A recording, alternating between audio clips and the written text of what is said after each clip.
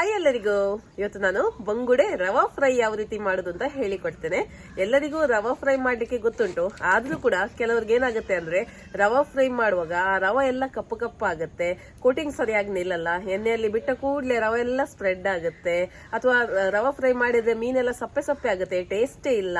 ಇಂಥದೆಲ್ಲ ಪ್ರಾಬ್ಲಮ್ಸ್ ಬರಬಾರ್ದು ಅಂದ್ರೆ ನಾನು ಕೆಲವೊಂದು ಟಿಪ್ಸ್ ಅನ್ನ ಈ ವಿಡಿಯೋದಲ್ಲಿ ಶೇರ್ ಮಾಡ್ತೀನಿ. ಹಾಗಾಗಿ ವಿಡಿಯೋವನ್ನ ಪೂರ್ತಿಯಾಗಿ ಕೊನೆ ತನಕ ನೋಡಿ ಸೂಪರ್ವಾಗಿರುವಂತ ಬಂಗುಡೆ ರವಾ ಫ್ರೈ ಹೇಗೆ ಮಾಡೋದು ಅಂತ ನಾನು ನಿಮ್ ಜೊತೆ ಶೇರ್ ಮಾಡ್ತೀನಿ. ಓಕೆ, ನನ್ನ ವಿಡಿಯೋಸ್ ಎಲ್ಲ ನಿಮ್ಗೆ ಇಷ್ಟ ಆಗ್ತಾ ಇದ್ರೆ ವಿಡಿಯೋಗೊಂದು ಲೈಕ್ ಕೊಡಿ, ವಿಡಿಯೋವನ್ನ ಶೇರ್ ಮಾಡಿ. ಈಗ ರೆಸಿಪಿನ ಸ್ಟಾರ್ಟ್ ಮಾಡುವ. 1 kg ಬಂಗುಡೆ ಉಂಟು. ಫಸ್ಟಿಗೆ ಇದನ್ನ ಕಟ್ ಮಾಡಿ ಕ್ಲೀನ್ ಮಾಡುವ.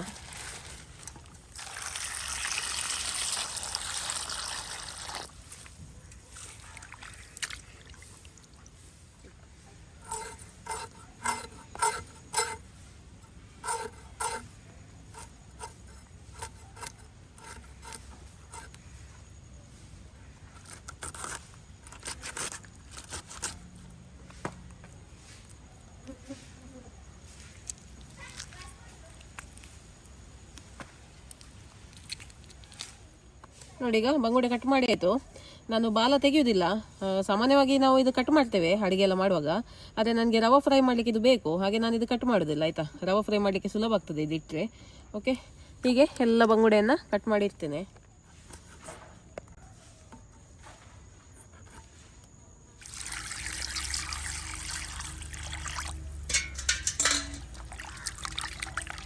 ಒಳ್ಳೆ ರೀತಿಯಲ್ಲಿ ಮೀನನ್ನು ಕ್ಲೀನ್ ಮಾಡುವ. ಇಲ್ಲಿ ಒಳಗೆ ಕಪ್ಪು ಕಪ್ಪು ಇರ್ತದೆ, ಇದೆಲ್ಲ ಕ್ಲೀನ್ ಮಾಡಬೇಕು. ಓಕೆ,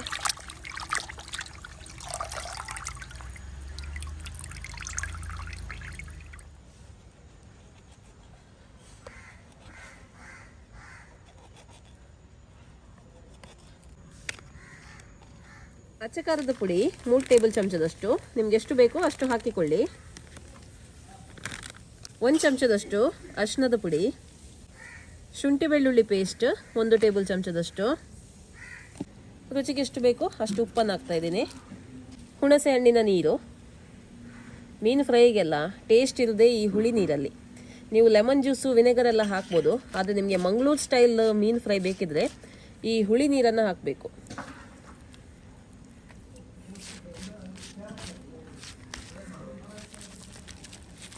ಓಕೆ, ನೋಡಿ ಮಸಾಲ ರೆಡಿ ಆಗಿದೆ. ಇದಕ್ಕೆ ನೀರು ಬೇಕಿದೆ ಸ್ವಲ್ಪ ಸೇರಿಸ್ಬೋದು, ನೀವು ನೀರು ಸೇರಿಸಿ ಒಂದು ಪೇಸ್ಟನ್ನು ರೆಡಿ ಮಾಡಿದೆ ಆಯಿತು. ಇನ್ನು ಮೀನನ್ನು ಒಳ್ಳೆ ರೀತಿಯಲ್ಲಿ ಮ್ಯಾರಿನೇಟ್ ಮಾಡುವ. ಮೀನನ್ನು ಹೀಗೆ ಹಿಡಿದು ಈ ರೀತಿ ಮಸಾಲ ಹಾಕಿದರೆ ಕಟ್ಸ್ ಒಳಗೆಲ್ಲ ಹೋಗುತ್ತೆ ಸುಲಭದಲ್ಲಿ. ಓಕೆ, ಇಲ್ಲಿ ಒಳಗಡೆ ಎಲ್ಲ ಹಾಕಿಕೊಳ್ಳಿ ಮಸಾಲ. ಓಕೆ, ಈ ರೀತಿ ಮೀನನ್ನು ಮ್ಯಾರಿನೇಟ್ ಮಾಡಿ 10 ನಿಮಿಷ ಇಟ್ಟರೆ ಆಯಿತು. ಜಾಸ್ತಿ ಹೊತ್ತು ಬೇಡ, 10 ನಿಮಿಷ ಸಾಕು.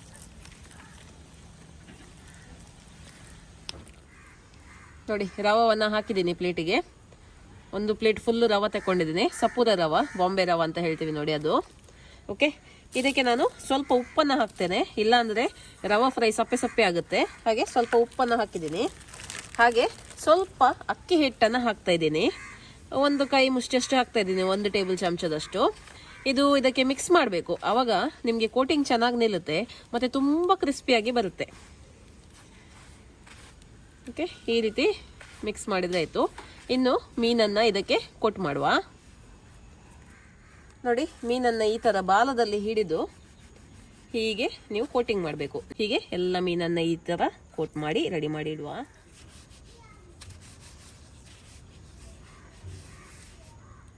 ನೋಡಿ, ಎಣ್ಣೆ ಚೆನ್ನಾಗಿ ಕಾದಿದೆ, ಮೀನನ್ನು ಫ್ರೈ ಮಾಡುವ. ನೋಡಿ, ಹೀಗೆ ಹಾಕುವಾಗ ನೊರೆ ನೊರೆ ಬರ್ತಾ ಉಂಟಲ್ವಾ.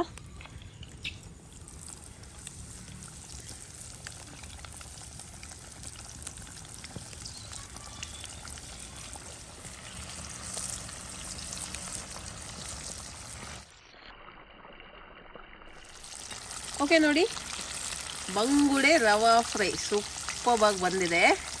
ನೋಡಿ, ಕೋಟಿಂಗ್ ಕೂಡ ಎಷ್ಟೊಂದು ಚೆನ್ನಾಗಿ ಬಂದಿದೆ ಅಂತ. ವಾವ್, ಓಕೆ ನೋಡಿ, ಗರಿ ಗರಿಯಾದ ಬಂಗುಡೆ ರವಾ ಫ್ರೈ ರೆಡಿ ಆಗಿದೆ. ಕೋಟಿಂಗ್ ಕೂಡ ತುಂಬಾನೇ ಚೆನ್ನಾಗಿ ನಿಂತಿದೆ, ಕ್ರಿಸ್ಪಿಯಾಗಿ ಬಂದಿದೆ. ಮತ್ತೆ ಇದನ್ನು ಫ್ರೈ ಮಾಡಿದ ಕೂಡಲೇ ತಿಂದ್ರೆ ಉತ್ತಮ. ತುಂಬಾ ಹೊತ್ತು ಇಟ್ಟು ತಿನ್ನೋದಾದ್ರೆ ನಿಮ್ಗೆ ಆ ಕ್ರಿಸ್ಪಿನೆಸ್ ನಿಮ್ಗೆ ಸಿಗಲ್ಲ. ಸೊ ಯಾವಾಗ ನೋಡಿ ನಿಮ್ಗೆ ಇದನ್ನ ತಿನ್ಲಿಕ್ಕುಂಟು ಆವಾಗ ನೀವು ಫ್ರೈ ಮಾಡಿದ್ರೆ ಆಯ್ತು. ಮಸಾಲೆ ಎಲ್ಲ ಹಚ್ಚಿ ಫ್ರಿಜ್ ಅಲ್ಲಿ ಇಟ್ರೆ ಮತ್ತೆ ನಿಮ್ಗೆ ಬೇಕಾದಾಗ ರವವನ್ನ ಹಾಕಿ ಫ್ರೈ ಮಾಡಿದ್ರೆ ಆಯ್ತು. ತುಂಬಾ ಒಳ್ಳೇದಾಗ್ತದೆ. ಒಂದು ಪೀಸ್ ಟೇಸ್ಟ್ ಮಾಡಿ ನೋಡುವಲ್ಲ ನೋಡಿ.